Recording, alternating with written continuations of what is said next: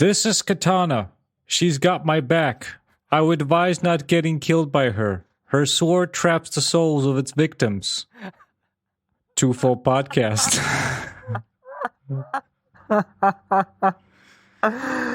Oh, man. We're here, kids. You saw the title. You heard the intro. You know what's up. It's a good intro. You now I know up. who Katana is and what she does. We all know who Katana is. I like that she speaks Japanese to people, even though no one speaks Japanese in the entire team. Exactly. So we know who Katana is, and you probably saw the title. But yeah, welcome to Twofold Podcast. You know what we didn't do for a long time? Spoilerific. Spoiler. Sorry, Tim. Listen, Tim, you know this already, but the audience doesn't know. No. I did not eat a lot this entire day. Then I made myself like a huge bowl of bibimbap, which is this Korean staple food, I guess. And I've eaten so much. On Instagram. It was like this huge. It looks. Yeah, it was like a kilo of food. And no, that's too much. A kilo is too much. You gotta get. It was delicious. You gotta get some bubbly drink to I have a bubbly drink right here. Good. It's with me. Good. Bubbly. To help. So I'm out of it. Tim, you help. You do it. Do the thing. Be the podcast man. I'll be the podcast man. The podcast. Well, here's what we didn't do for a very long time. Explain what this podcast is. So this podcast, if you're new, for some reason, hi, welcome. Yeah. Welcome to Twofold Podcast. I'm Tim. And that's right. That's Tim. He's Tim. And who are you, other man? I'm Phil. That's my name. Yep. We're related. We're cousins. We used to have one more member, but he's gone now. He left the ship. He left the ship. He left the ship. We have a producer, Johnny. He's on the mix. Johnny, he is. He's always here, always ready. Always working in behind the scenes.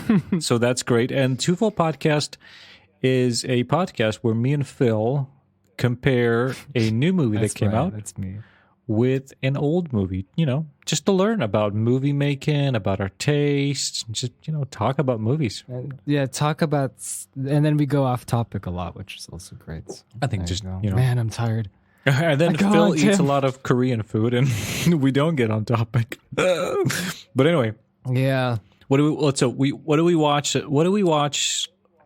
Look, I'm going to help you out, Phil. I'm just going to ask you what we watched. I'm going to ask you simple questions today. So, ask me simple questions. What two movies that we watch for this episode, Phil?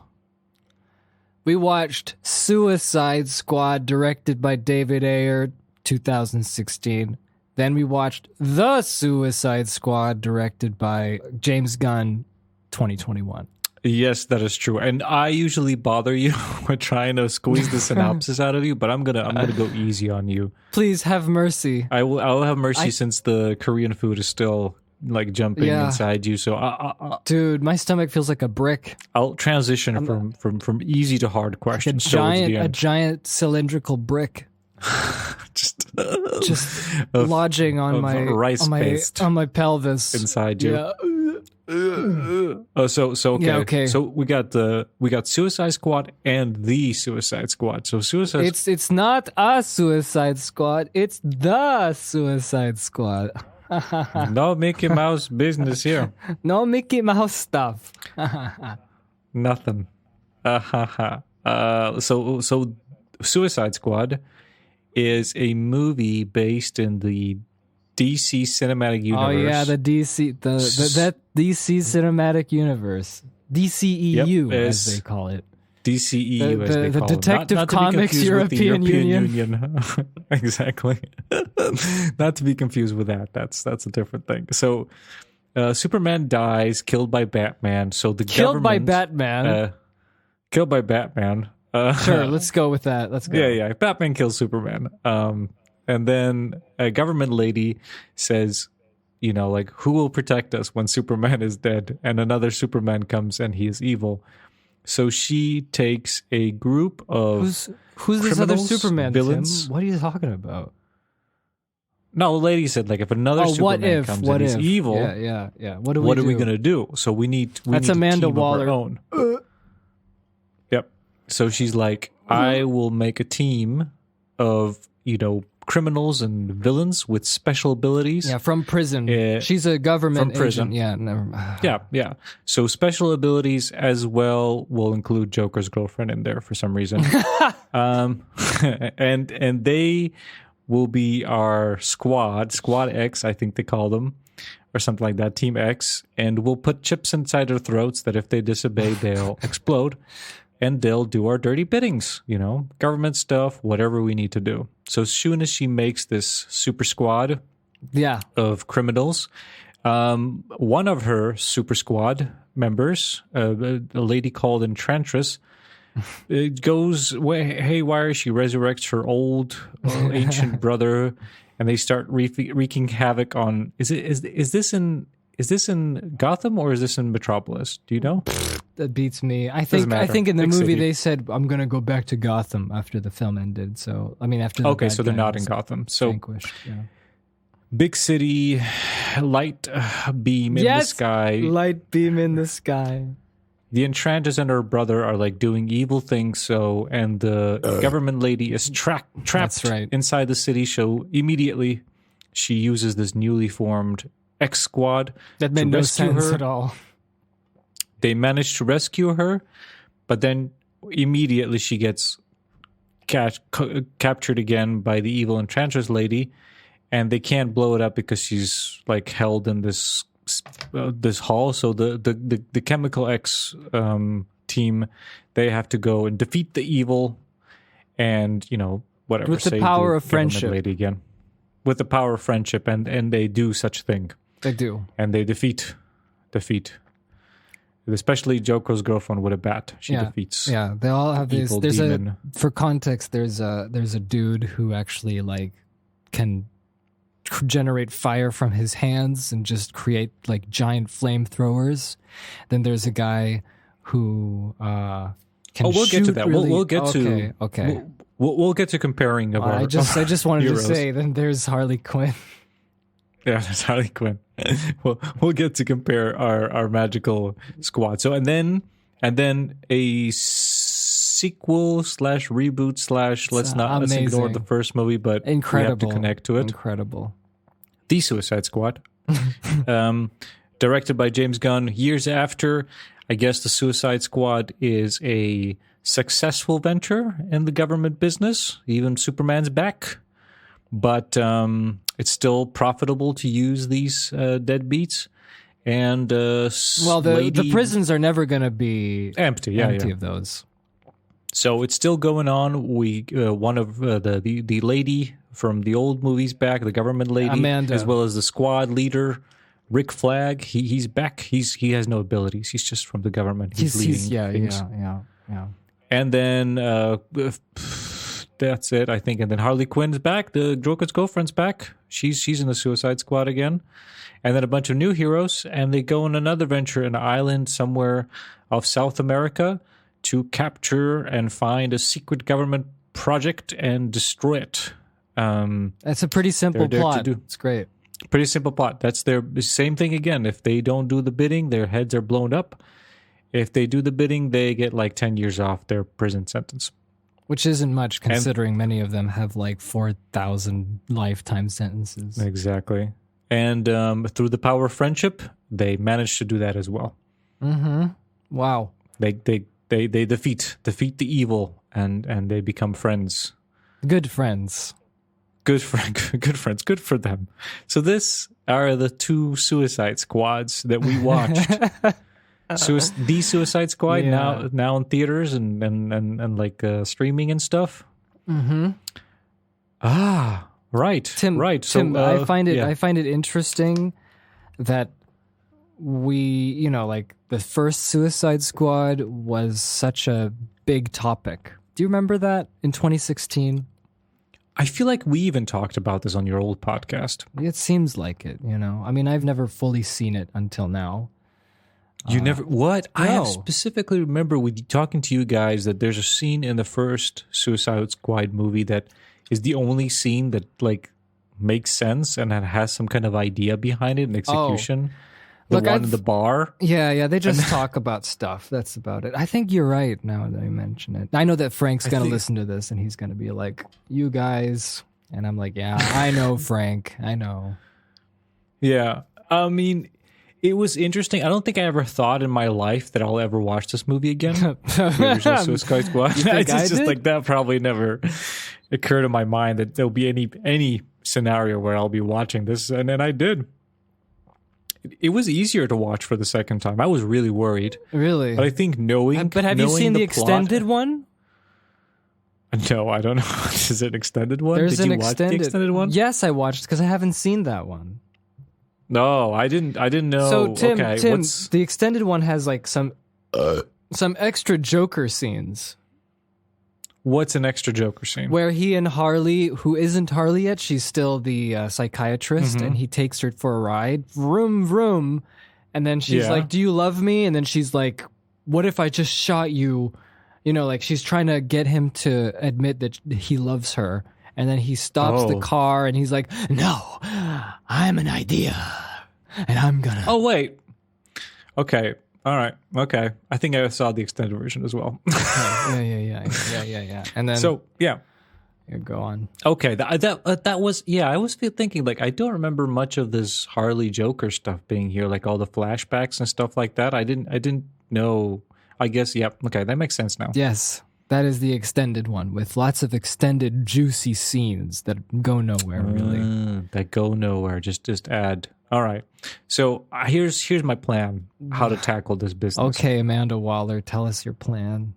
My plan is we put little pills inside. We talk about a little bit about Suicide Squad. Well, Just that's a bit, the podcast. just a bit. Yeah.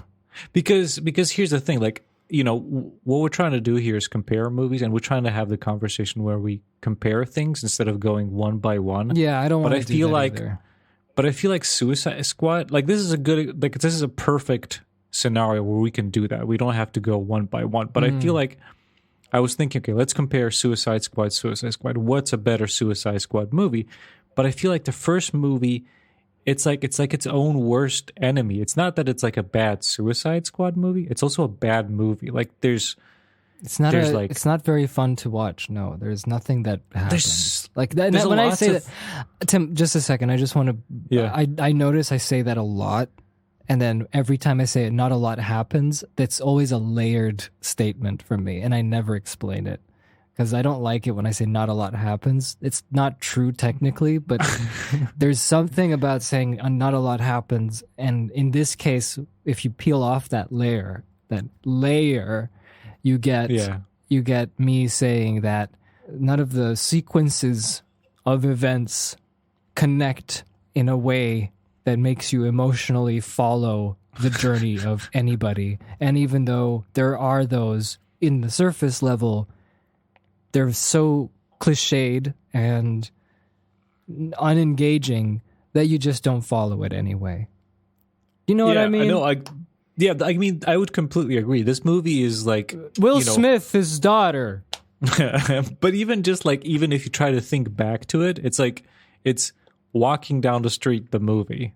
That's all they do. They do. They only walk down streets at night. And they talk, and then something happens, and then they walk down another street. It's so funny. It's like a B, like, you know, a B movie where they all could afford is like no permit, and they're just like, okay, in the middle of the night, walk down the street and here's some exposition, and then the next night maybe we'll get lucky. We'll walk down another street in LA and shoot another scene. So, but no, I completely agree with what you're saying, especially with like, you know, like cliches, and like there's so many layers of what's wrong with this movie, and you know what I was saying at the beginning, that it was easier to watch the second time. Yeah, because why? Because watching it for the first time, I was so baffled by where the plot was going and what was happening. You're just frustrated. You don't know where it's going. And it's just, now I knew where it was going, and I knew it was shit. So it was okay for me just to watch it and analyze it like scene by scene and look at it from like a filmmaker's view without being frustrated into knowing that none of this makes sense. So I think it was a little bit easier to watch it, even though it's a terrible movie. But like you said, there's cliches of like movie cliches, like, you know, just, you know, the classic rule, you know, show don't tell. This movie does not follow that. Everything's a tell. Oh, they're telling a lot of stuff. Everything is in exposition. Everything is told. We're the bad guys. It's what we do. It's got issues with like writing. It's got issues with editing. It's got issues with plot. Oh man, you know what? Usually I don't notice editing issues because sometimes you're just looking at the story, right? Yeah. And I'm not so engaged in editing to realize certain things. But with this movie, you've done goofed if I noticed something wrong with the editing. Because like once someone's there and then someone's not, and then they show up from another area that has nothing to do with where they were before. And this happened in this movie. I think it's just like you lose like geography, you lose like timeline. There's bits missing that they just like, you would probably, have an insert or something just like that. It's like stuff is, and then like there's also cliches, like contemporary cliches. Like you could see stuff like, there's obviously there's issues 500 songs. Yeah, and which is like, ironically, Guardians of the Galaxy came out and it's obviously trying to do this cliche of the time. Like it's really doing this. Like, oh, look, they did, Marvel did this fun, anti-hero, colorful, lots of songs. The studio saying, yes, we have to do that too, but, crank it up a notch. So instead of 12 songs, 24 songs. instead of 12 colors, 24 colors. Everything, but, rude jokes, make them ruder, Yeah, but keep it PG-13. But keep it PG-13. We have bills to pay, guys. Yeah. It was like, I feel bad, so bad for the people behind this movie making it, because you can clearly see it's probably is a nightmare just to deal with all these like things they would have to juggle.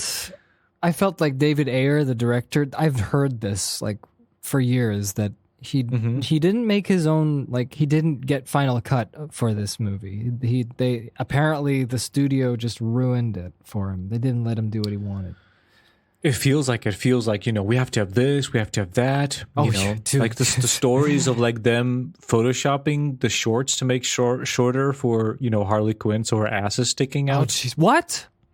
Yeah. They did that? So yeah, like in the movie, like you can look at the photos, and it was in the first trailer. Like in the movie, she actually has like what is it called, like booty shorts or whatever. It's like covers your entire butt. But for the movie, they like CG'd them to That's be shorter, disgusting. so like half of her ass is sticking out. It's like it's just like a. And then there's like the whole like shoehorning in the DCU because they were like really starting up like Batman, they really wanted for the he's in the MCU. film. Batman, Flash. Well, Superman's not in, but he's. Oh mentioned, yeah, the Flash is in there too. I remember those were interesting times. I remember. So it was a really hard time for like whoever was making this. Everything movie. Everything looked like it was shot with like a tinted filter of like grainy Vaseline. What did you think? Nothing of that movie was just like. Have you like I've had my fair share of seeing films that are quote unquote A films. They're not B movies. Yes. But they come out in cinemas and they're gone, and then they go to the $5 DVD bin, at Walmart. Mm-hmm. Yeah. And this is definitely one of those movies because it looks exactly like it. What does every movie look like that? And I'm going to give you an example, like Electra. Whoa, Electra! Have you seen Electra? That sounded like electricity was going. And I'm gonna save that. Sorry, I just had too much food. There's Electra. There's like Daredevil. I think so. I think Daredevil counts. Oh, I know what you mean. Yeah. Then there's there was The Legend of Chun-Li. I don't know if you've ever seen that one. No, I've never seen that. If you want the genericest of generic films, you're gonna watch that one. It came out in 2010, I think, or 2007. Oh.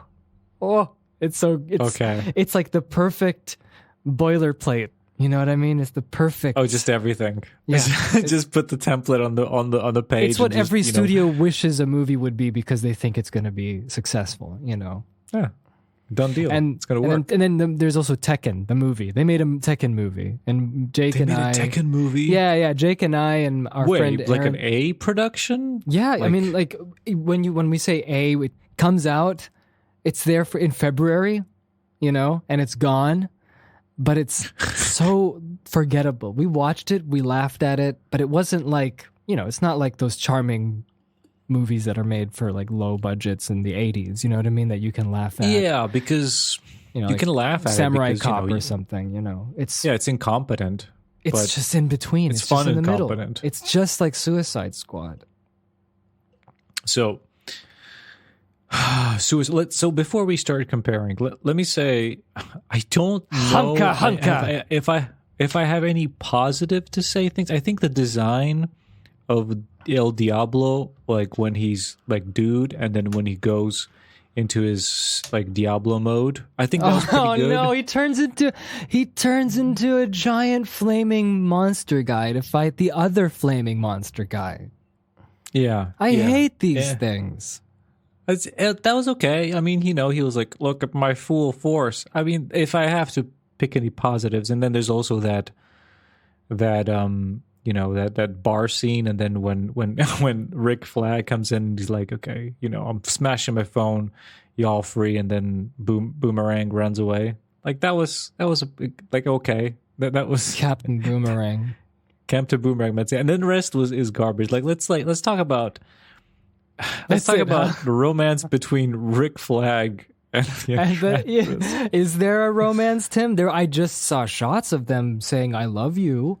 That's it. The lady said that they love each other. Yes. See what I mean? Yeah. That was perfect. It was like, you should be aware that there's romance here. Does it play into the movie? Not much. Not much. Not at all. Does it add anything? Not really. Did I feel anything? Yes. I felt embarrassment. I mean, like the final scene, the showdown, it's not even between Rick Flag and, the Enchanters. Like, it's completely irrelevant. Harley Quinn rocks up and then she's like, "You messed with my friends." And she punches the Enchantress. The all-powerful Enchantress with the lightning beam in the sky.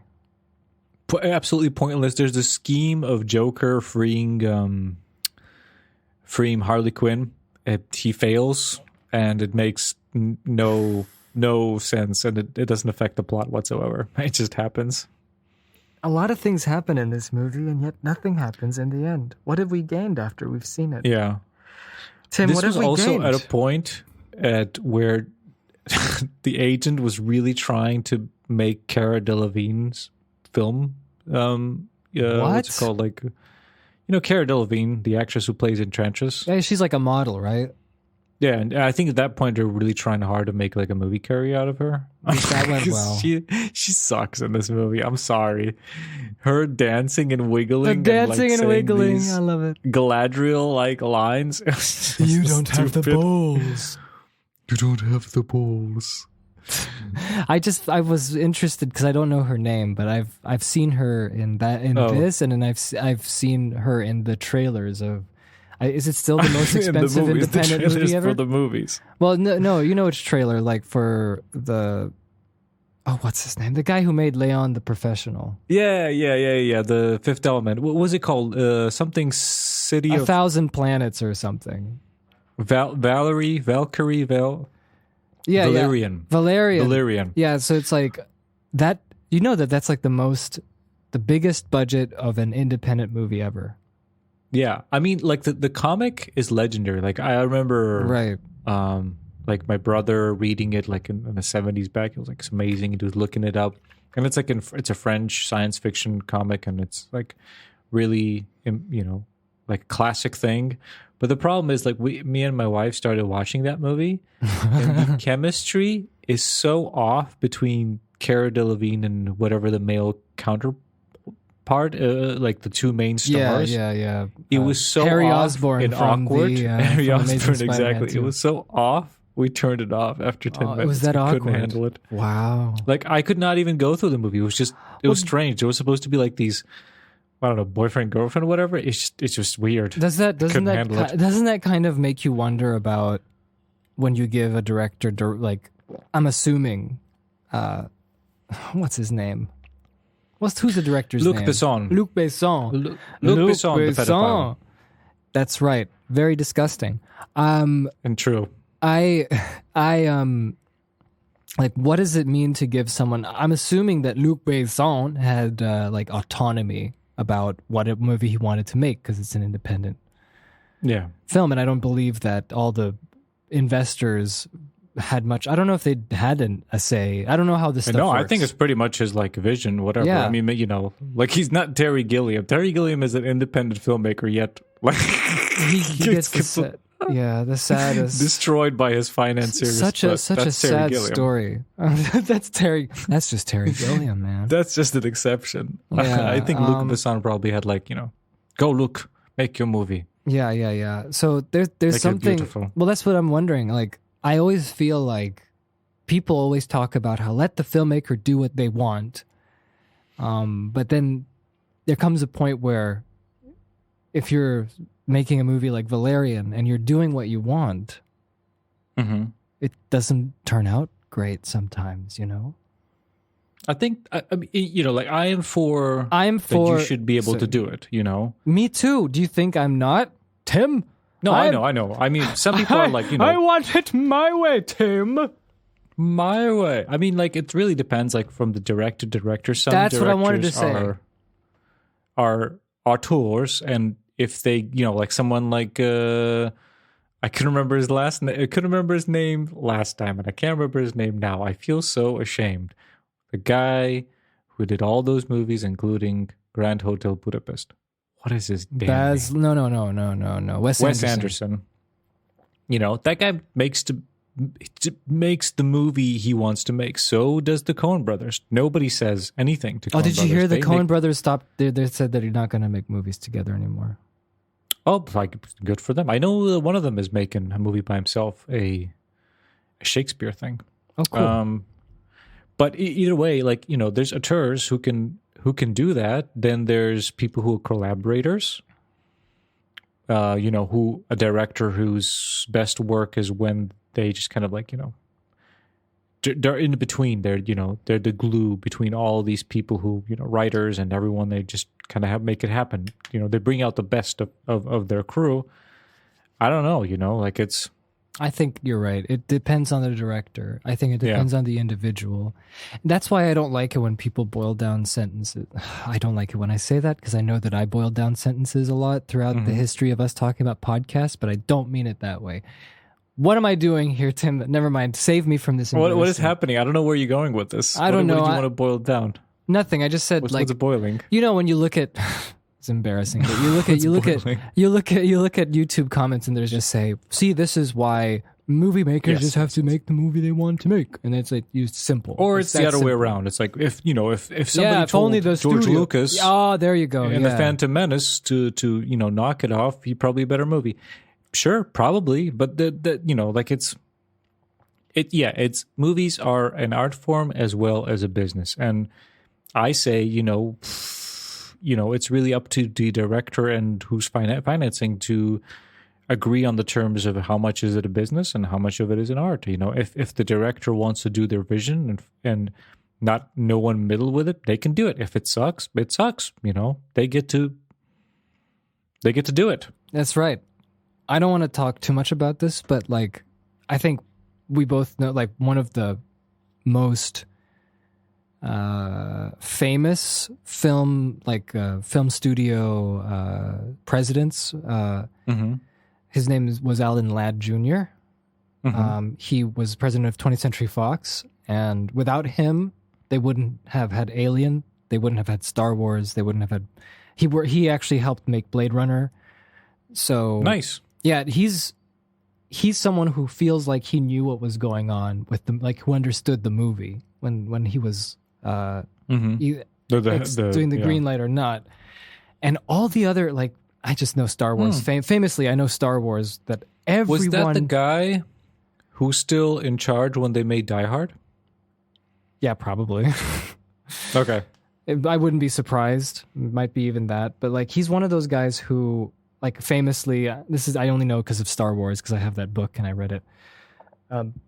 He was the only one who really had to go into every board meeting for 20th Century Fox, and then someone would bring up Star Wars, and they would be like, this Star Wars garbage, why are we still funding it? And he would have to always be like, no, and he always had to fight for it in some way or another, like convince people, let's let it keep going, because the funny thing is that Alan Ladd Jr. said he didn't understand the movie, but he believed in George Lucas. He believed in his skills.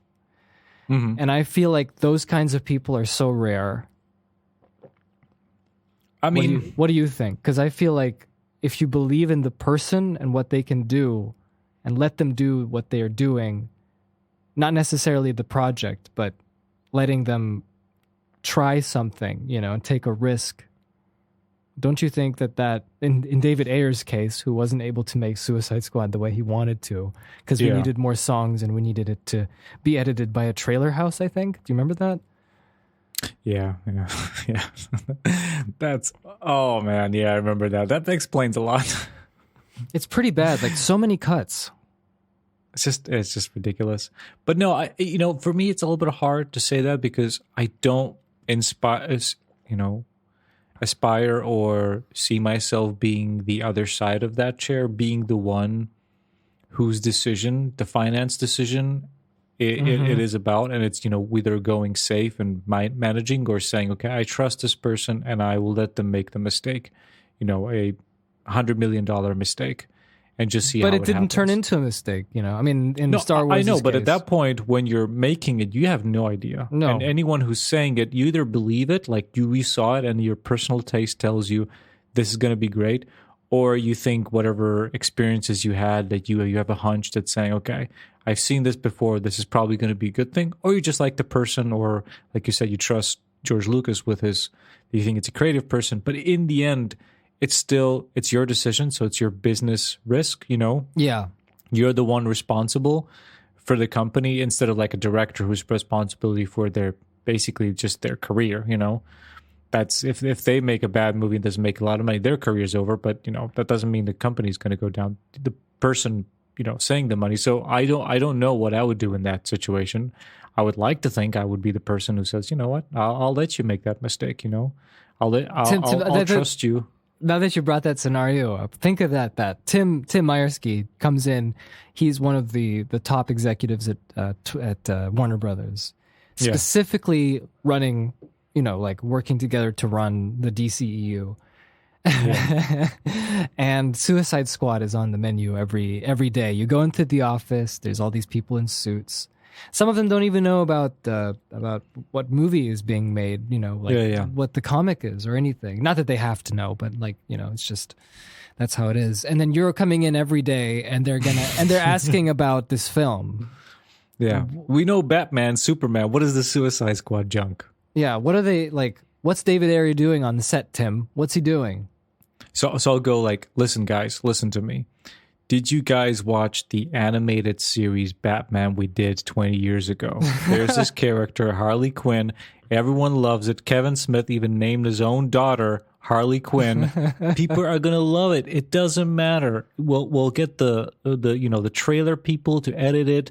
We'll do whatever. We'll add CGI. We'll make Cara Delevingne's eyes shine. Tim, you're betraying David Ayer. Why are you doing this? Doesn't matter. People will love Harley Quinn. And they loved Harley Quinn. Do you remember, like... They did. I mean, she does a great... Like, we'll get back to comparing characters. Like, but how could you betray David Ayer? You met him a few times, you're the one who kind of, like, greenlit that he'd write and direct the film. How are you going to go back to poor David and tell him, listen... Yeah, I'm not going to talk. I'm just going to send him memos. I'm not going to talk to David Ayer anymore. I was like, I've lost all trust in David Ayer. He's like... I saw the dailies. There's a bunch of people that their heads look like inside of a croc. I don't know what's going on there. Oh man! And then they're just walking down the city, and I'm lost. I lost all faith in David. They can't be walking down the street anymore. Every day there's always footage, and it's always people at night walking around with weird costumes. Right? I keep talking to David and saying, production value. You got to bring production value. It can't be just a prison and down the street. You got to bring in something. They have killer crocs. Something visual. All right, let's. So then talking about the Joker. Who cares about the Joker? Who cares? Honestly, who cares? It brings nothing to that Joker is completely irrelevant to DCU. He just exists there, so who cares? Yeah. Okay. Fair enough. I don't know. Do you want to say something about the Joker? No. See? You're right. Who cares? Point taken. I retract. There's I don't know. You know how I do on these podcasts. I always try to cover all the bases for some reason. I know. I try to, stir it, but it's okay. If you have something to say, you say it, man. I just can't believe you're betraying David and not letting him make his movie. I know. I need to speak to David. We haven't talked since 2016. I need to call him, send him a basket of flowers and fruits. Isn't he the one? Wait. Frank's gonna kill me because I don't know. He didn't direct Terminator? He didn't direct Terminator: Dark Fate, did he? What's his name again? David Ayer. David. I should No. He didn't. What did he do? How did he get to Suicide Squad? He was like a indie star, or what happened? Well, he's 6'2". That's all I know on IMDb right now. Great insight there, Phil. his dating app says that he's 6'2", so he's gonna get all the ladies there. So let's see his credits. I'm looking. IMDb changed things, and I can't see filmography. I can't find it either. I'm scrolling to the page. How do I look at all his movies? Oh, there we go. All right, so all filmography. There it is. Small picture. Oh, come on. Okay, so he directed. He started with a movie called Harsh Times. Looks like Christian Bale's in it. Then a movie called Street Kings. Okay. Then, he made the movie with Brad Pitt in the tank. I don't know what is it? Fury. Oh, okay. I see that. That was pretty good. I enjoyed that. And then after Suicide Squad, nothing much better happened. He did Bright. That's what I was gonna say. Kevin Smith. Damn it, Will Smith was in Bright, so I guess he's Will Smith, buddy. He's Will Smith's friend. They became friends. He's friend of Will Smith. Are you the friend of the Smith? I'm not a friend. He also wrote a movie I really want to see. Who? Will Smith? I think it's called. Oh, he wrote SWAT. Do you remember SWAT from 2003? No. It's got Samuel L. Jackson and Colin Firth and LL Cool J and Jeremy Renner. It's like a SWAT team, and they got a mission. We should watch that. No way. I seen that like when it came out. All right. Anyway, go on. He did written by End of Watch, and I heard good things about End of Watch. It's with he wrote Fast and the Furious. Wow. I guess he did. Anyway. Wow. Okay. Here's what I want to talk about. Yeah, we spent like 38 minutes and we didn't even talk about the Suicide Squad. So James Gunn gets fired because of some bad humor tweets a long 10 years ago. Yeah. Yeah, the Disney CEO sees it. He gets him fired. Kevin Feige is probably freaking out because Guardians of the Galaxy 3 hasn't been made. DCU jumps on the fall. DCU. Superman jumps on the phone and Superman's like, listen, James Gunn, I watched Suicide Squad. I didn't like it. Can you make another one? And James Gunn's, well, I'm fired. So yeah, let's do Suicide Squad. I like the comic. I'll do it. I thought it was a little bit too similar to Guardians on paper. You know what I mean? Like, oh, it's just a bunch of, misfits, they have to save the world, blah blah blah. That was my first inclination, but at the same time, here's my question. I don't know how you stand on that with Disney and firing James Gunn, but I think it was absolutely bad, like just bad form. Yeah, I think it should have been like an investigate, like something like that was such a really quick reaction. Just like what was the next day? Yeah, it's because Twitter started getting riled up, and then we have to listen to that, whatever. This stuff happens. We all have our history here, and people change, and also you should investigate that. If it's some kind of actual allegation of something, or it's just something trivial that some people are freaking out about. I don't think you should jump into conclusions. No, of course fire not. Someone. And what's funny about this? The whole thing with James Gunn. Not the thing with James Gunn, but just the idea of James Gunn is that, I didn't know much about him until I listened to his commentaries on Guardians 1 and 2. And honestly, I just liked him so much after that because he was so sincere throughout the entire commentary. Did you listen to his commentary on Guardians? I have not listened to a commentary in I love listening to commentaries, but he was just so sincere and really took the material seriously, and he poured a lot of his feelings and his background into it that I don't know, I just felt like this is a genuinely nice person, and I didn't meet him. I don't know who he is, but the way he speaks, If I just took it at face value, like he's just a really nice guy. So like when I saw that he got fired, I'm like, that was 2008, man.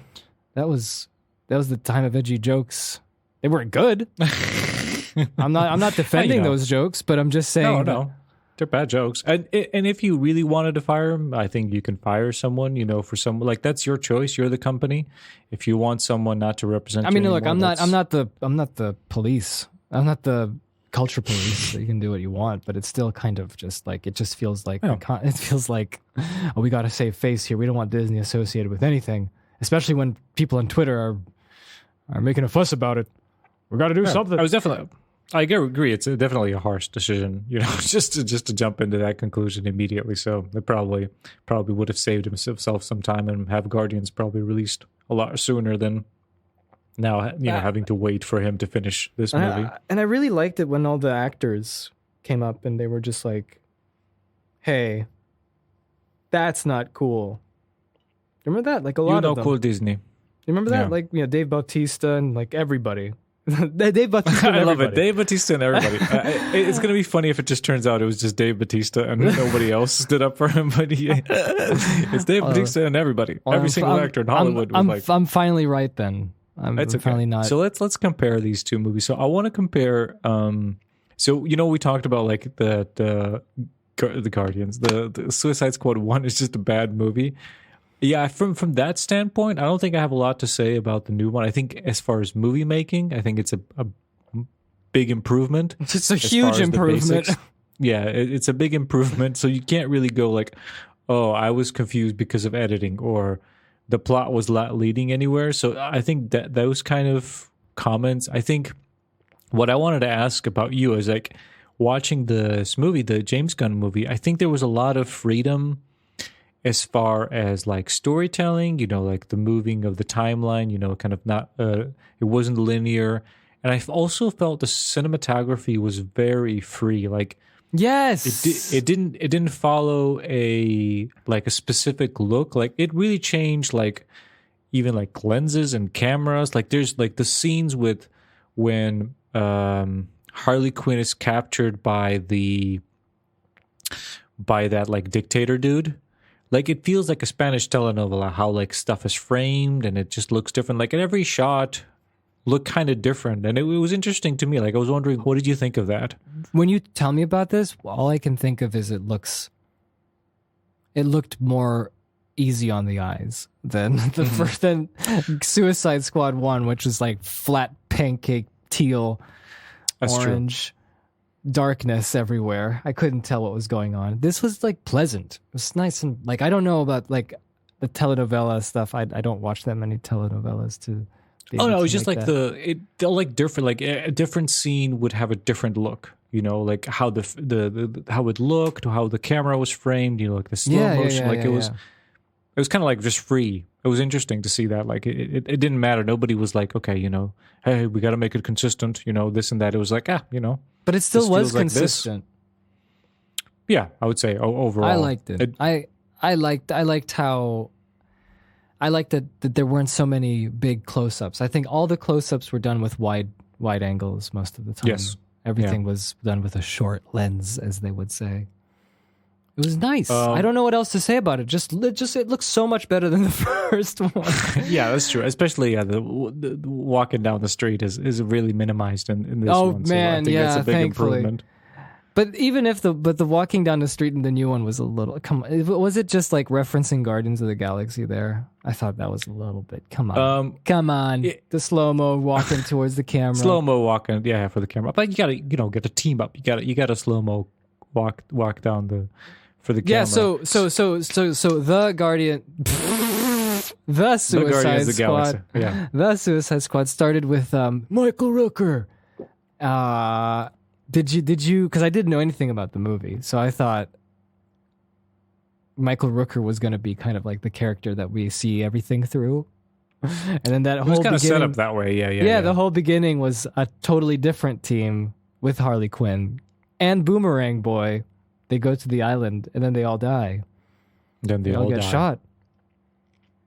What do you think?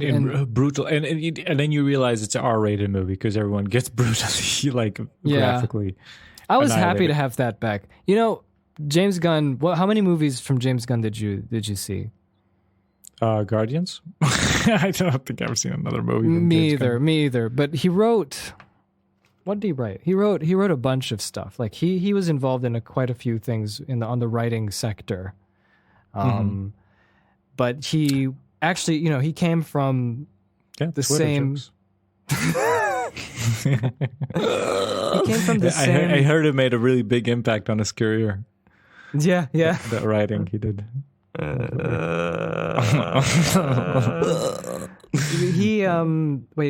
He wrote something that I know. Scooby-Doo. I don't know. Didn't he do Scooby-Doo? That's it. Scooby-Doo movies? Scooby-Doo and Dawn of the Dead. The Zack Snyder Dawn of the Dead. Oh, he wrote the Dawn of the Dead for Zack Snyder? Yeah, that's what I was thinking of. Yeah. What? That's interesting. Yeah. I didn't know that. And he was involved in, the trauma films, the guys that did the Toxic Avenger. No, I had no idea. He came from that kind of school of film because they're those like really low budget movies with and like the guy who like runs trauma films, I think his name is Lloyd Kaufman. Yeah. No, who's that? Well, he runs the like trauma like films. Like they make like shocking and like kind of dark comedy. Let me look it up because I low budget movies. And he had a cameo in Guardians of the Galaxy as well. And Lloyd Kaufman was in an episode of Angry Video Game Nerd as well. And you're pulling some. And Lloyd Kaufman, obviously, because his production company and distribution company is Trauma. Trauma! Yeah. Okay. Let's have a look. They picked up the movie called this like very low budget movie called the Middle Finger, directed by Seamus Hanley, who was a guest on our Matrix Minute. So there we go. Everything's connected. Everything's connected. I'm looking at besides the Toxic Avenger, what's their like biggest? Because I'm looking at the list and I don't recognize any of these movies. I mean, I know they're B, kind of stuff like gross things, but I see Toxic Avenger has a bunch of sequels. Return to Nukem High. Class of Nukem High. So I guess those are their biggest. Nukem. Nukem. All right. Anyway, they made shocking stuff like that, and that's where James Gunn got his start. Right. And so he's Is this the first? And I wanted to bring that up because of DCEU movie. That's what I wanted to say because it brings up the whole like R rating and all the violence in this one, which I think is perfect for the tone and the characters that we're with. In fact, I loved all the characters in the movie. What did you think? I think that's one of James Gunn's. There for a second. I love all the characters in the movie, and I think that the tone works with the characters and their attitudes. Okay, and the film's style.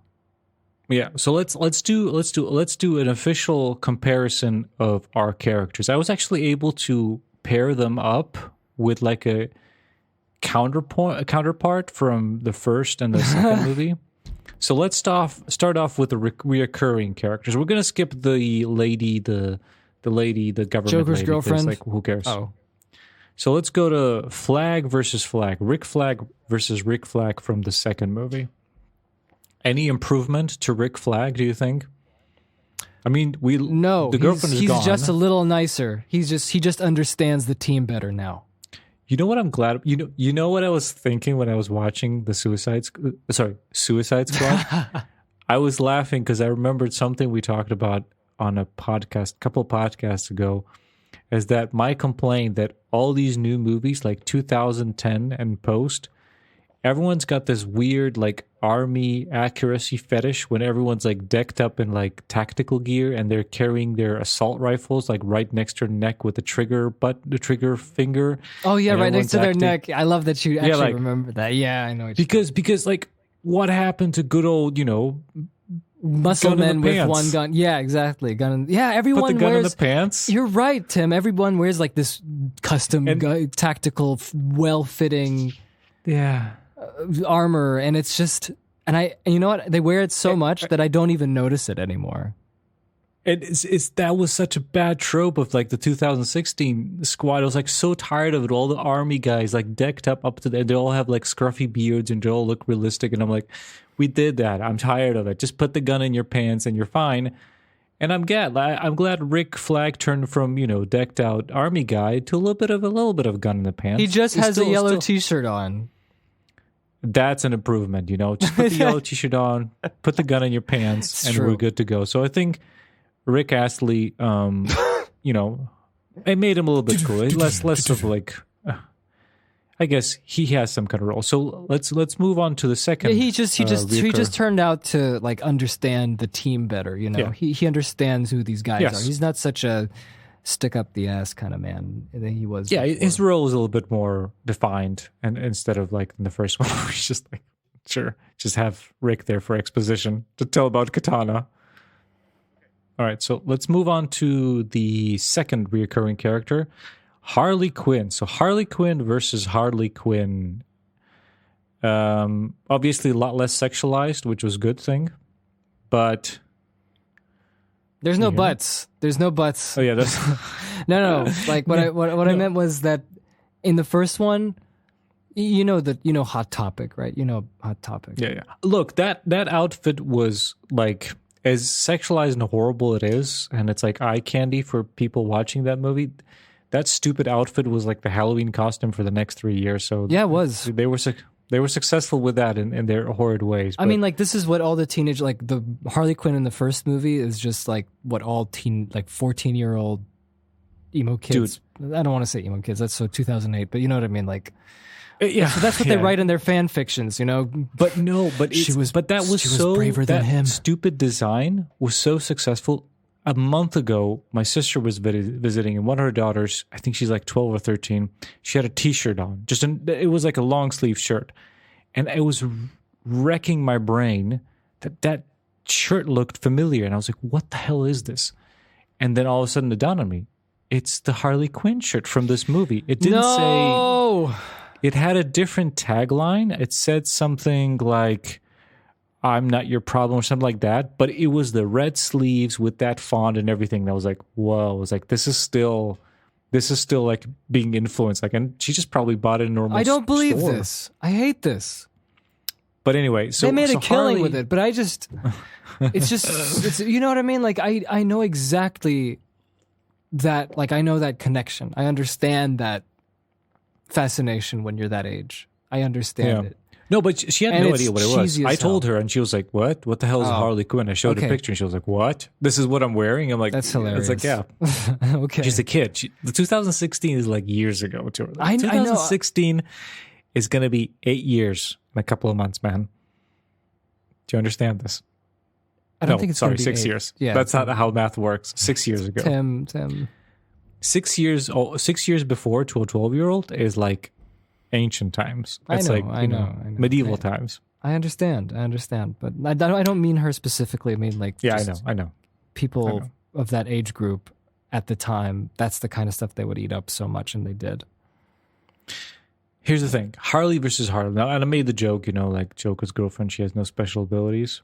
I was looking at a list of DCU movies, and I realized there's one I didn't see, which is heavily features Harley Quinn, is the Birds of Prey. Did you watch that Birds movie? of Prey? No, I haven't. I have not either. So, dear audience, tell us. Yeah, tell us. I mean, Frank's going to actually tell you. He's gonna tell you all about it. Yeah, Frank. So listen, is she utilized in that movie? Because I like Harley. I liked her in the where she was animated created one, in yeah. the animated. I feel like in both of these movies, I feel like she's like the Margot Robbie is playing her great. She looks right, but I feel like she's completely underutilized as far as what that character is and how she's portrayed, like how she's used in the plot of the movie. The first one is obviously absolutely terrible. The second one, there's some improvement as far as like what she can do and how she affects the plot, but I still feel like she's just there for like because she's popular. Like, okay, we put that in. Yes, she's there because she's popular, but at least in the new one, what happened is that she gets... Why did she get rescued? I forgot, actually. It doesn't matter, but the point is that, so as far as the second movie, when she is courted by that dictator and then she realizes the red flag because of experience with the Joker, because, Harley Quinn as a character is someone who's mentally abused and she is the way because of an abusive relationship. I loved that speech because I don't know if it was done on purpose or not, but you could really tell that she's crazy. She's a crazy person. You know what I mean? But like that, I think that like using her character and using her background, she affected the plot, and it affected the plot in an unforeseen way. He's the bad guy, and he gets shot because of of who she is. Like it made sense that scene, but everything afterwards with her and the spear, you can replace that with anyone. Yeah, but like I found it very funny. I mean, it's a good plot point. I'm just saying, like, you could replace that with any character, and it would make a difference. I mean, Idris Elba could have just had the spear this entire time, and he could be like, oh, "This is my purpose." Like, it's not really tied with her. So I'm wondering. But, like, the problem is that she shouldn't really be in this. She shouldn't be in Suicide Squad to begin with. But here's the thing. Like, okay, so I think it's a difference between, and even though this movie is a lot more freer, it's less trying to be grounded in reality as the first one. But I feel like Harley Quinn as a character, where she was created in an animated series, I think in the animated series, there's a little bit more freedom as far as reality and like just, Well, that's because she's with the Joker a lot, But also like she doesn't in a cartoon. In the cartoon, which is ironic that you see it's more grounded in reality. No. But my point, what I was trying to say is like if in a cartoon Harley Quinn comes in and hits someone with a huge mallet, it doesn't mean she has a superpower. It doesn't mean she has extra strength. It's just she's a villain, and therefore she's hitting the bad guy. So she has this supernatural strength there. Just because it's a cartoon, it's a cartoon. You can display that. Once you put her in a movie and you give her a baseball bat, and you say she has no superpowers, because it's a real thing you're viewing. Absolutely any sort of like power or anything is completely gone because it's just a person with a bat. Like there's no, like if it was like a Scott Pilgrim versus the world, that's a different reality. That's a different story. Somebody with a bat could punch someone and they could fly to another universe. In this reality, you can't. So it's really like, it's just, I don't know. It feels weird. What were you going to say?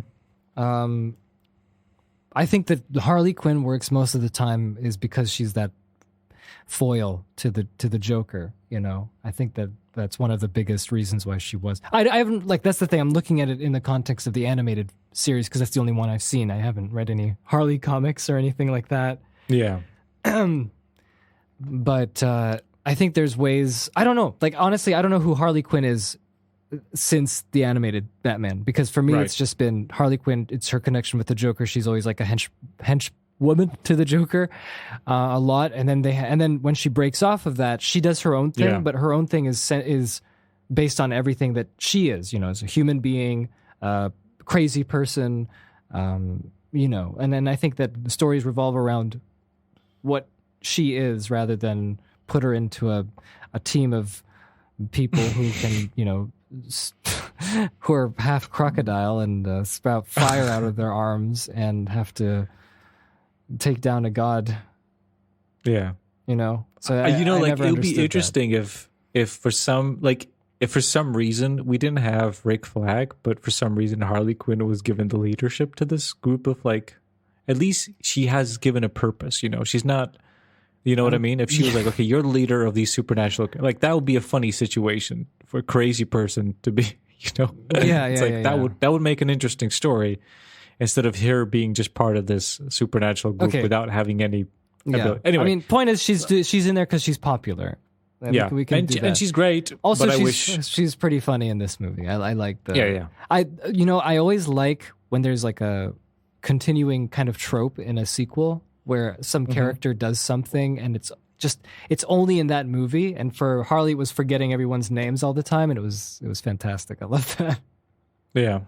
All right. So let's move on to the next one. But I think I know what you mean with when she when she shoots up all those guards like commando at the end. Is that what you're talking about? What do you mean? When she escapes from the prison cell. Oh, I was really just talking about her killing that guy. I really like that. That was really reflected of her character. Like, I mean, like, it's cool. Like, she shot up all those people with seeing flowers. because she was angry. Like, I mean, that's I don't know. okay. I thought that was a bit corny That was a bit corny. What can you do? because she Okay. didn't have any ninja training. She needs Ninja training, Tim.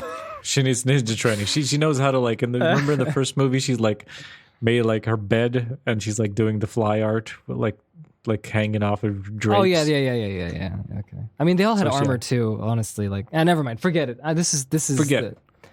These are. We're not details. experts on. We didn't watch Birds of Prey, so let us know if she's used in Birds of Prey. Interesting. Okay, so let's move on to Idris Elba versus Will Smith. So obviously Will Smith didn't come back for the second one, and Idris Elba didn't want to play Deadshot or whatever the hell his name was. I think his name is Deadshot. So he plays Bloodsport. Which is basically the same thing. Mate, it's me, Bloodsport. I love him. He's great. I like Idris Elba. He like so much better. he I think. makes it real. He makes it real. You know what I think it is? And I was watching this. I think the main difference for me personally, what I noticed, was Will Smith tries to make Deadshot cool, while Idris Elba is just cool. Yeah. And he tries to downplay himself. Because Yeah. he's Luther, you know? Yeah. Idris Elba is Luther. He just has to show up, and that's it, and just use his voice. And he doesn't, like, he was downplaying. And then he just has to be like, "Oi, mate," and it's like, okay. Yeah, he wasn't like, "Oh, look at me, I can do this," and "Oh man, you know, That's an whatever." important factor when Bad boy. you have screen presence. You know, if you Yeah. know you have screen presence, you can do a lot. I think Will Smith really trying to make Deadshot happen. Well, that's I don't know. That's the funniest thing. Will Smith does have presence. He has screen presence, but like, He does. but I don't know what that shot was. I don't. Who knows? Who knows what that was? So okay, what, we're so some let's move kind on of to Suicide Squad. let's move on to the second one: Shark versus Croc. Don't make me choose. Okay, no. Okay, so I love Killer Croc in the animated movie animated series. I love Killer Croc. I love all the monsters. You know, that's me. I just love the monsters. Okay, Killer Croc was one of my favorite characters in the animated, and to see him in the old movie, in the Suicide Squad movie, I was very disappointed because he's awful. He has a huge head. He doesn't look intimidating, and he's he played. wasn't that bad of a character. He just looked terrible. He just looked so bad. Hey! Suicide Squad is an Academy Award winner for makeup. There you go. I mean, design is just garbage. He's just like Yeah. a dude. But I don't know. Whatever. A shark. What do you think of Shark Man? I forgot At his name was. first, King Shark. I think at first I was like, oh, this is I Am Groot again. You know, I Am Groot mixed with what's his face? Batista's character was. Oh yeah. Drax. Drax and I Am Groot together. So I was like, James Gunn, try something else. And you know what? To be fair, it's a different character. So I really liked him. I really liked King Shark. I liked him a lot. I really liked Shark CGI. I think. Dude, let me talk to you about really lit CGI. him. Okay, talk to me about CGI. Okay, Tim. So I've been everyone listening. So I've been noticing. The first time I think I've noticed something with CGI compositing was when The Mandalorian came out, the first season. That was what, 2019? And then I think so, yeah, looked 2 years and ago. I watched it in 4K, and I realized something. The shots are crisper, and I thought to myself, are they finally rendering in 4K? I think they are, because I'm looking at King Shark. I watched him in 4K. Mwah! It looks crisp, and I think that King Shark 4K looked good. I think 4K rendering does make a difference, because we talked about this on our podcast before, where when they would render the shots, it would usually be 2K, and they would upscale it to match the 4K footage yes. from the original film. And it looks muddy, and it looks puddle. muddy, but you don't notice it because you have no reference point. But I saw Mandalorian, I saw this. There's something going on, man. I think there's some higher resolution that they're rendering it on, because I can see that it looks so much better. They bought all Compositing those. wise. It's crisper. They bought all those NVIDIA cards. That's why there's a shortage. That's why they can render in Oh, good. 4K. Well, it's better put to that use than it is put to the crypto people who are just Bitcoin mining. Bitcoin mining. But I would say, like, I meant it as more as Shark. I really like the design. I think they really did a good in between cartoony yet looking like references to a real shark. Real shark, yeah. And also like as far as rendering, like he felt really right in that world. That was really cool. I like how it, they man. managed to get No. that design. It's good, dude. I Right. was even looking at some of the rats, like the rat that was with what's her name? Ratcatcher 2. Yeah.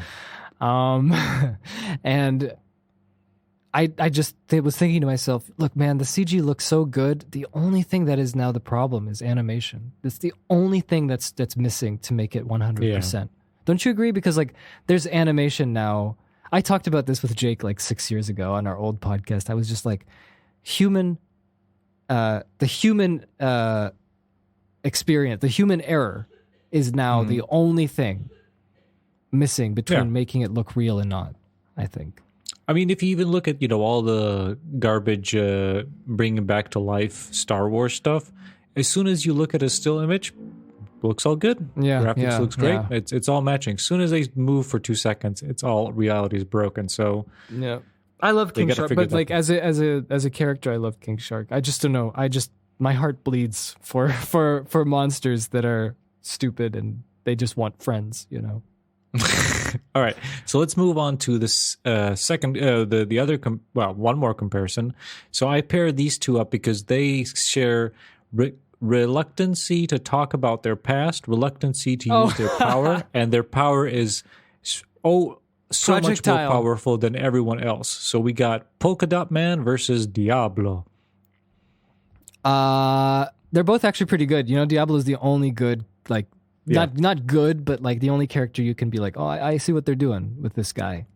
Yeah, obviously Polka Dot is funnier because he's meant to be more funnier and more tragic as well. But they're both tragic characters. I think Polka Dot was pretty good. I like the effects, both Fireman and Polka Dot Man. Yeah, Hilarious jokes. Sees his mom all the time. Exactly. All right, let's move on to another one. So this one's the other pairing that worked. So Katana versus Rat King 2. Katana, nothing. Katana sucks. Katana sucks. There's nothing to Katana. It was the same. Yeah. It was the same actress who played Mako in Pacific Rim. Pacific Rim. Yeah. That's how I recognize her. So let's talk about Rat King because Katana is like just So we know Rat Katana captures souls in the sword. Yeah, that's we it. all know that. Katana, she captures. By the way, the helicopter wasn't the helicopter leaving, and she just jumped on it. Like they didn't wait for her. Nope, they spent too much time on the back. Like what's her face? Harley Quinn had like the longest intro, so they just like, well, we can't give more time. And Harley Quinn took all the time, so Katana just gets a little intro from Rick Flag. This is Katana. She's got my back. That's it. Great. So Ratcatcher 2, lovely character. I didn't expect someone from this. Funny enough, I just didn't expect someone who's in prison to have so much kindness in the movie, and she really. Yeah. That's what happens when Taika Waititi is your dad. Honestly, like when that happened, I was like, I knew Taika Waititi was in the movie. Oh, you did? I didn't because know. I saw the was just credits. I was looking at the credits, right? Okay. And then when it popped up, I was like, "That's it. My immersion is ruined." It is. Exactly. It's Taika Waititi with hair, with hilarious afro hair. It was like like an SNL sketch look. Yes. Taika Waititi. Yeah, exactly. I agree. I don't know what that was, but at the end, there was another flashback where they're on top of like a building, and that was nice. That was cute. It was a nice. That was better. That was better because we got used to Taika Waititi with his stupid electroshocked hair. I don't know. She controls rats, and it's actually pretty cool, I think. And I love that Bloodsport had he had an Indiana Jones like phobia for rats, and that was good. That's true. See, That's good. These things work out so well because every little character has like a little I don't want to say arc, but they have a little story that you can follow, and something, and it pays off at the end. There's reasons for them, and this is very much like I think James Gunn's strength is writing characters, like giving them likability, and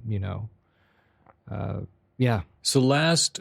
Before the Ratcatcher 2, I was only confused by the part of like the whole like she's sleeping a lot and she's I like that. That was weird. Oh, the millennial jokes, I didn't like those, but I felt like boomer jokes trying to make to make like modern jokes, but just that felt through. James Gunn is a bit too old maybe for that. Maybe, but I like that she was always sleeping. That seems like these little ticks and traits. I don't know. Just if you you give each character enough time, I don't know, like it works out. Movies are hard to analyze, I think. I don't know. Yeah, well, no, they're easy to analyze. They're hard to make, to be honest. I don't know. Like for me, it's all about the feeling. I'm always about. Oops. Oh, there he goes. My mom's pills. Sorry. Okay, this is a recurring theme in this podcast. Was it last time too? Yep. Yeah. So, and the only last two one. people. The thing is that these were all good pairings because they had a counterpart, but the last one has no counterpart because they're not related at all. But there's the only two characters from the two movies that are left. So we got Captain Boomerang versus John Cena. It's just John Cena. It's just John Cena in a suit. John Cena. Yeah, Boomerang is funny. John Cena is funny. I don't know. John Cena's hilarious. I think his deadpan, like his responses and the way that he says something is so good. I laugh every time he says something because I relate to that because I know I had a few friends who were like that. They made jokes just like that. They just made responses like that. Yeah. It made me laugh every single time.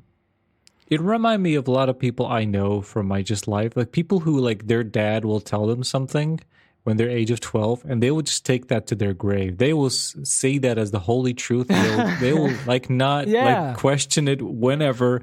They'll just go like, this is the truth. And I will kill people because of I believe in this. And I will never that's question what you mean. it. Okay.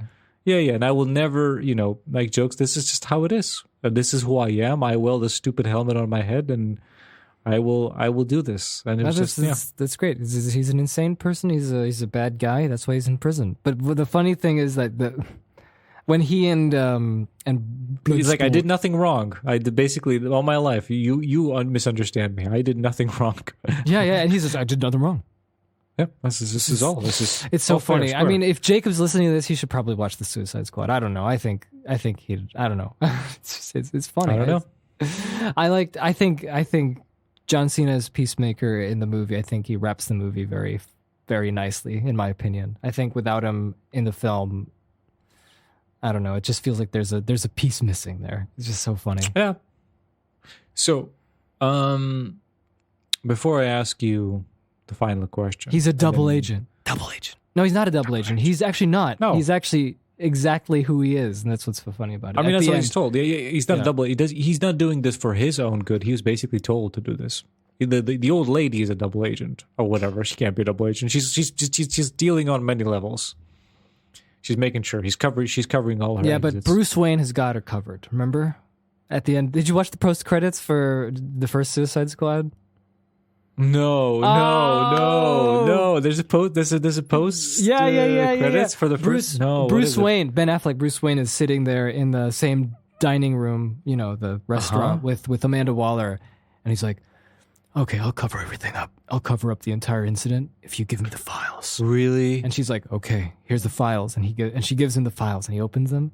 It's the files for the Justice League, and he goes, "Next time, if anything like this happens, I'll call some of my friends." Oh my goodness! Yeah, that's the setting. It's good, up. Right? There's no. Aren't you excited? There's no DCU garbage in this movie. The only mention is that Idris Elba put Superman with a bullet in the ICU. That's the only mention. Do you feel like that was? I was happy for that. Okay. Yeah. I mean, I was hoping for. Yeah, I felt the shivers on Batman. Yeah, I was. Yeah, Batman. He just shows up. It's so funny. Batman shows up. But isn't he gone? Is it Ben Affleck not doing Batman anymore? Well, that's what I was gonna say. Like, I don't think the DCEU has any legs anymore because I don't feel like Zack Snyder said that he's gonna do anything with that continuity, and I feel like the only reason it's continuing is because they just have some movies left to do. I don't know what it is. I feel like there's a market for it because there's clearly a lot of fans who want to see more. Yeah, I mean, there's a lot of DC fans. But it seems like Warner Brothers doesn't want to do it. But there's kind of like in between. At least they're not Disney. Disney's ruthless. Ruthless. They'll make it all. Okay, so I want to talk. So here's what I want to say about the Suicide Squad. I felt like it was better improvement. I mean, a big improvement. I think it was a good movie, but I think there's a few things. I think there's a few things for me personally that stop it from making it a great movie. For me personally, I felt like the second act kind of dragged for me. I would say the second act is after they killed that the whole village of those freedom fighters. Yeah, and then they get and then they get the lady, the freedom fighter leader woman, remember? Yes. She's the exact same character. This is the exact same actress, and she looks exactly the same as the sniper woman from Predators. Have you seen Predators, the 2010 No, I didn't see Predators. Robert no. Rodriguez? It's the exact same character. So funny. Okay. She looks exactly the same.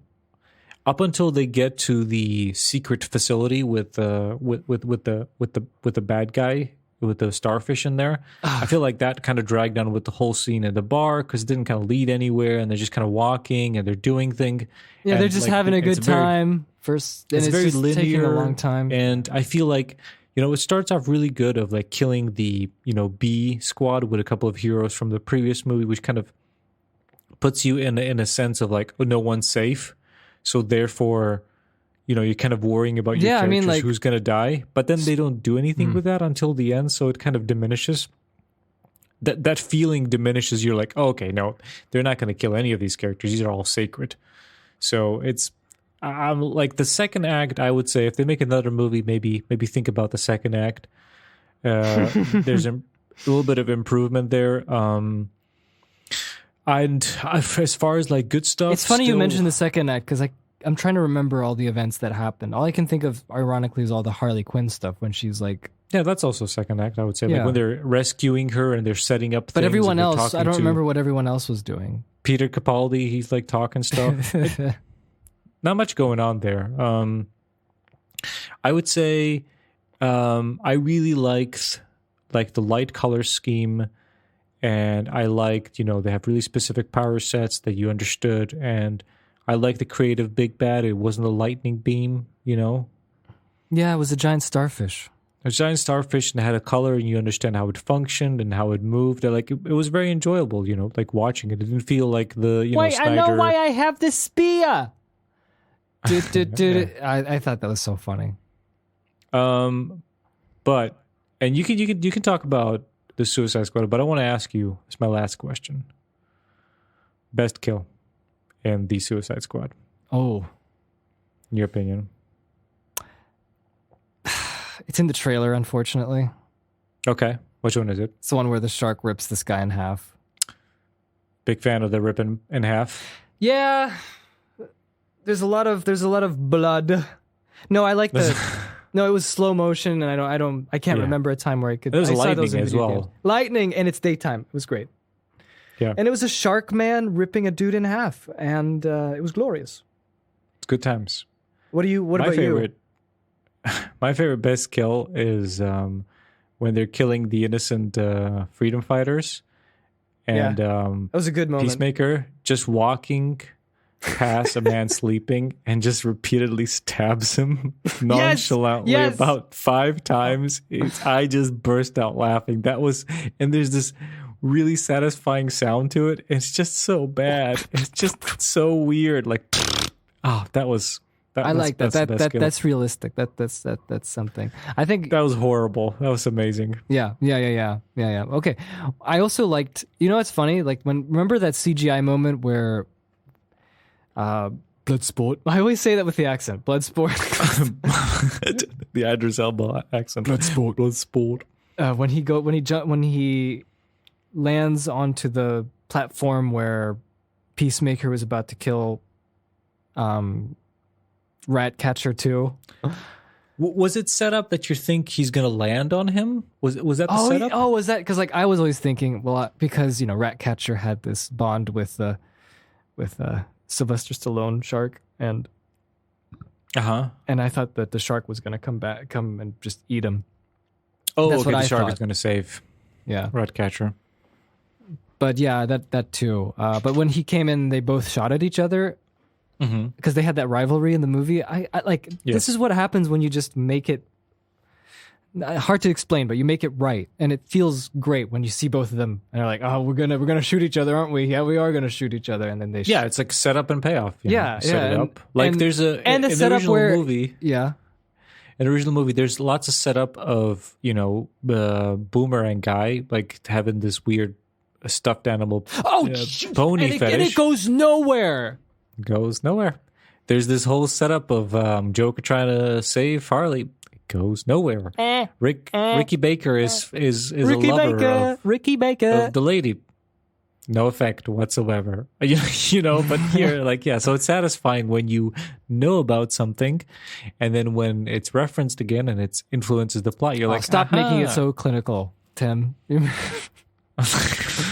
Stop making it so scientific. I'm ruining the magic. But it's that's what it is. It's magic. It's magic. But like, then they shoot each other, and then the two bullets, the CG bullets. One goes in the other. I liked it. It was a fun moment. It was great. I was like, oh, he remembered when it was like the small hole, you know, the smaller bullets. Oh, it's great. A small hole, indeed. Yeah. There it is. The comparison between the two Suicide Squads is Mm-hmm. we live in a world where you can watch one Suicide Squad and you can watch the other one and you can tell someone, so Charlie, come here, Charlie. Do you want to know how a movie looks like when a studio wants everything in it? Mm-hmm. You can watch Suicide Squad. Do you want to know what happens when a director can make his film and have much more creative control and just do the film? Well, you can watch the Suicide Squad. Charlie, now you can see the dichotomy. Now you can In see schools, the difference. in the universities. Yes, They will study. That's they will what dissect. it feels like. That's what it feels like to me. It really, like, when I finished watching both movies, I was like, wow, you can really see, like, let a man make a film, you know? let him do his movie. Let him fail. Let him try. Stop peddling. Let him fail. Let him try. Pull the strings, you say, but I say don't pull the strings. I don't know, Tim. I don't know if you agree with me or not, but I think so. I think that's how it feels like to me, because it really felt like the new one came from someone telling a story, and the old one came from people being confused and scared and wanting to bring something up because Guardians of the Galaxy came out and we need to make a new movies. Like, and in the end, they succeeded. They were like, make it more like James Gunn, and then they're like, well, why don't we just get James Gunn? Yeah, we put him in here, yes. and then he do it. And he do. But like James Gunn, it felt like I really felt James Gunn putting in a lot of emotion into this movie. It was fueled by him getting, you know, like humiliated and, you know, like cast out of the Disney kingdom. Doesn't it feel like that too? It feels like that. Cast out, despised, Cast out by driven by away Mickey like an animal. into the DCEU. I send a few tweets and this is what happens 10 years ago. Do you know what happened 10 years ago? Piranha 3D. Piranha 3D. No one remembers that film. Ha! Why? Because it was too remember it. long. Oh, yeah, you're right. No, I like Piranha 3D. No, is it Piranha 3D? The new one. Yeah, Piranha. Whatever. But you see what I mean, It's though. terrible. But yeah. But you see what I mean about like it felt organic and the other one didn't. So, and That's also true. I agree on that part. but I also feel like it really felt like James Gunn really wanted to get a good movie for them because he was so happy to be able to, you know, it feels like he was motivated from that experience. I wouldn't say that from our perspective. I felt like it was more like, hey, I can do whatever I want, so I'm just gonna do whatever I want. If, you know, I think they give him free reign and say, you know, you do your movie, and he just did it, you know. Because I'm just thinking, like, For better movies or are- worse, he did it, you know. Okay. Because like I always feel like movies are hard work, and it feels like your best work. Oh, they are. Your best work happens when you have some sort of motivation behind it, you know, and then you do the work. You really wanted to make it look not look good, but like be a good story, you know, or a story that is satisfying, and that's hard, really hard. And I feel like he did that. Never mind. This is me speculating. No, I don't know why are you stopping? Why do you feel like you need to backtrack? I don't know because I'm always. I'm not. I think people know already on this podcast that when I'm talking, I'm thinking at the same time, and I'm trying to think of what I said before when I'm talking. Because but also, if somebody disagrees with you, that doesn't mean you're wrong. You know, that's true. That's a good thing to say. You know, so it's okay. You can express your opinion. Yeah. So what you think. So my That's good. opinion is just that I feel like there was motivation behind it, and I think that it paid off because he really because it feels like he focused and went to work and tried to make the best Suicide Squad he could. I think he did. I think it was a major improvement and an enjoyable film. Yeah.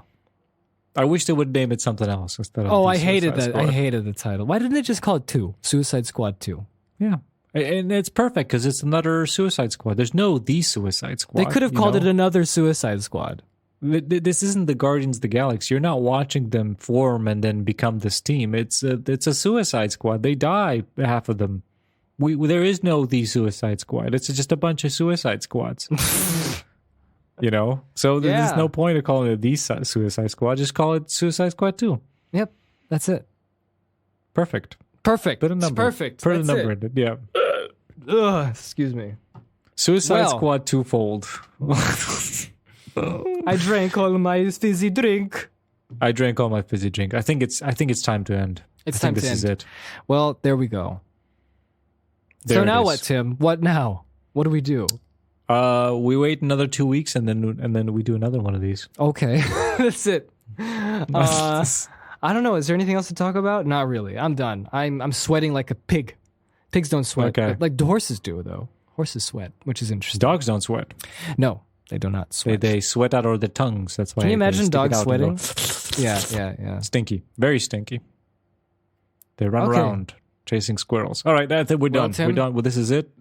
Johnny is gesturing rude gestures at us. Rude, We need to stop. very rude. Okay, Johnny. Yep, I'm gonna get He the needs apples. a smoke break. We understand. I'm gonna get the apples. Why apples? Get the apples. All right. Thank you, everyone, for listening. We love you. I love you too.